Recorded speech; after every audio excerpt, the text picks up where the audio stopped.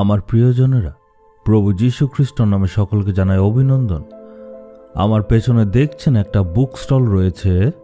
এটা আমাদের Jesus redeems মিনিস্ট্রিতে, নাম বাইবেল ওয়ার্ল্ড, মানে বাইবেলের জগৎ। এখানে আপনারা সব রকম বাইবেল পেয়ে যাবেন আর আত্মিক জীবনের উপর অনেক বই পাবেন। এখানে অনেকেই আসে আর এখান থেকে তারা বাইবেল নিয়ে যায়, আবার আত্মিক জীবনে উন্নতি করার জন্য বইও নিয়ে যায়। এই বইগুলি পড়ে তারা আশীর্বাদ পায়। বই পড়ার অভ্যাস গঠন করতে হবে। এটার জন্য চেষ্টা করুন, কম করে এক সপ্তাহে একটা বই তো পড়তেই হবে। আর না পারলে প্রতিদিন একটা বইয়ের 10টা করে পাতা পড়ার চেষ্টা করুন। যত বেশি করে আপনি বই পড়বেন, তত বেশি আপনি নানা ধরনের জ্ঞান উপার্জন করতে পারবেন। আমার নিজের ঘরে অনেকগুলি বই রয়েছে, হিসাব করলে লাখ টাকার বই হয়ে যেতে পারে। একটা ছোট্ট লাইব্রেরির মতো। অনেক সময় যখনই আমার প্রচার করতে হয়, সেখান থেকে একটা বই নিয়ে আমি আমার প্রচারটা তৈরি করি। আপনার বাড়িতে যদি ছোট বাচ্চা থাকে, তাদেরকেও কিন্তু পড়ার অভ্যাসটা করান। আমাদের যদি বই পড়ার অভ্যাস থাকে, তখন দেখবেন অনেক ধরনের জ্ঞান বুদ্ধি আসবে। যারা ছোটবেলার থেকে বই পড়ার অভ্যাস করে, তাদের জীবনে বাইবেল পড়তেও সুবিধা হয়। চলুন আমরা আজকে ঈশ্বরের বাক্যতে অধ্যয়ন করি। জিরমিয়া পুস্তক 31 অধ্যায়ের 13 পদে কি লেখা?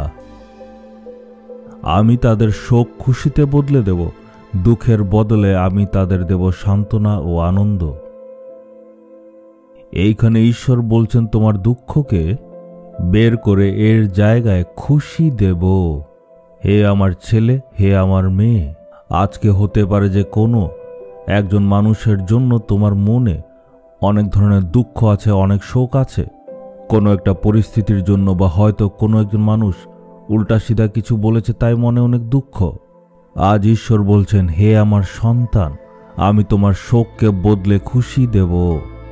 আজকে যেই কাজটার জন্য আপনি দুঃখে আছেন, ঈশ্বর বলছেন, আমি সেই কাজেই তোমার পরিস্থিতি পাল্টে আনন্দ দেব। মানে দুঃখের বদলে আমি তোমার সান্ত্বনা দেব। একটা ছোট বাচ্চা যখন কাঁদে, তখন দেখবেন তার মা কি করে, দৌড়ে চলে আসে, তাড়াতাড়ি সেই বাচ্চাকে নিজের কোলে নেয় আর তাকে সান্ত্বনা করার চেষ্টা করে। তাকে সে সামলে নেয়। একইভাবে যখন আপনিও দুঃখের মধ্যে আছেন, তখন ঈশ্বর চলে আসেন আর মার মতো আপনাকে সামলান, আপনাকে সান্ত্বনা দেন। আবার যখন বড় কোনো বাচ্চা মনে দুঃখ করে, বাবা কাঁধে হাত রাখে আর বলে, হে আমার ছেলে, তুমি কেন চিন্তা করছো? আমি তো তোমার সাথে এখনো আছি, আমি কিছু একটা করব, আমি পরিস্থিতি সামলে নেব। ঈশ্বর আজকে আমাদের দেখে বলছেন, হে আমার সন্তান, তুমি চিন্তা করবে না। এছাড়া ঈশ্বর কি বলছেন? সেই দুঃখকে পাল্টে দেবেন উনি, আর তার পরিবর্তে আনন্দ দেবেন। হয়তো আজকে আপনি অনেক দুঃখ আর দুশ্চিন্তার মধ্যে আছেন। তার মানে এখন আপনার জীবনের পরিস্থিতি এমন, কি করলে আপনার মনে শান্তি আনন্দ আসবে? দেখবেন ঈশ্বর আপনার জীবনে সেটাই করবেন। উনি আপনার জীবনে আনন্দ দিতে চান। একটা বাচ্চা যখন কাঁদে, তার মা ঠিকই জানে কি করলে বা কি দিলে বাচ্চাটার কান্না থামবে আর সে আনন্দ পাবে।